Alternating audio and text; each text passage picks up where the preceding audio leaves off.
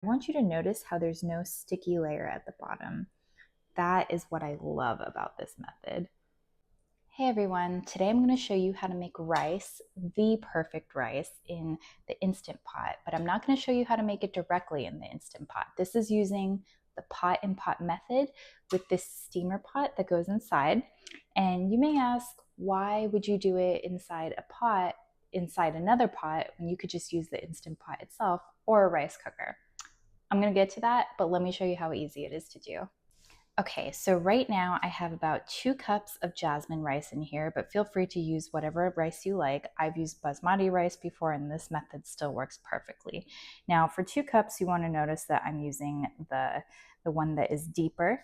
I like to use the deeper one anyway, just in case, but you add enough water. Probably I use like a 1.25 cup to 1 cup ratio, so I've added just enough water. You can do the finger method and notice how I have washed the rice, and I just wash it directly in here. So at this point, once you have the water and the rice in there, all you have to do is close the lid, and then you're going to put this inside the Instant Pot. Okay, so now I'm going to put it on manual pressure, and then I'm going to put it at 4 minutes.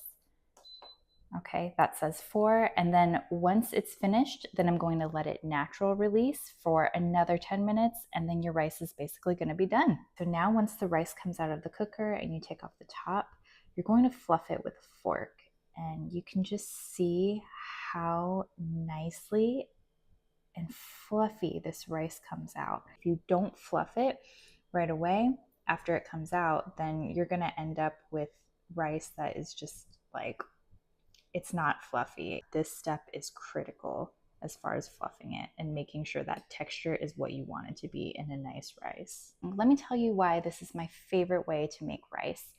I love it because there is no mess at the end. Like, of course, with the regular Instant Pot or with a rice cooker, you don't have to babysit it. But with both of those methods, I've noticed that there's always like this sticky layer at the bottom that I'm just not a fan of. I don't like eating the sticky layer. I don't like cleaning the sticky layer. Now, with this pot in pot method, it's like, because the rice isn't directly on the heat source, like for instance in the Instant Pot or a rice cooker, like the rice is just directly touching the bottom of the pan, and that heat source is right underneath, so it really kind of, I don't want to say burns, but it definitely, it burns the bottom of the rice, and that's why it has that sticky layer, right? But with this pot in pot method, it's in another pot, and essentially, like, even though it's pressure cooking, it's almost like the equivalent of steaming the rice. And so you don't have that heat source touching that rice directly. So it's a lot cleaner of a method. The rice still comes out really fluffy, really nice. I love this method of cooking rice so much that I do not have a rice cooker. I used to, and I basically gave it away because I don't need one anymore. The Instant Pot is like one of my favorite tools in the kitchen, and having these like little stackable steamer pans is just a game changer. And also, what is a really cool idea that I've done in the past, it depends how you like your eggs, but if you like hard-boiled eggs and you like them like a little bit more on the hard-boiled side, not so jammy, what you can do is while you're cooking the rice, you can just put a couple of eggs on top of the steamer pan, and they'll cook in there, and then you have eggs to go with your rice, which is really nice.